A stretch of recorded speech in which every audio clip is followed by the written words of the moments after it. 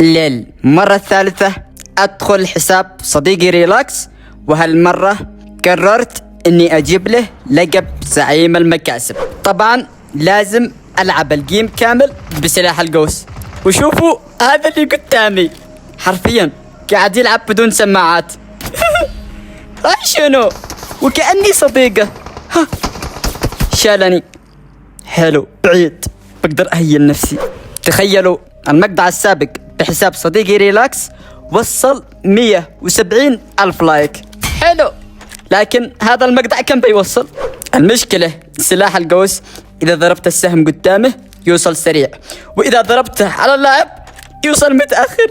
السهم فيه بس ليش ما طاح؟ تعال. حلو، هذا ملك الاستبعاد.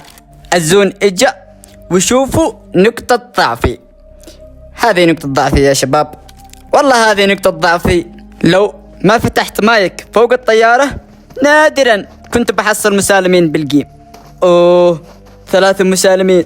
حياك يا سيف، انا فدالك يا حبيبي يا تتدللوا. يلا العبوها زو. انا اسف يا ريلاكس، لكن اذا وصل هذا المقطع 10,000 لايك بسوي جزء ثاني.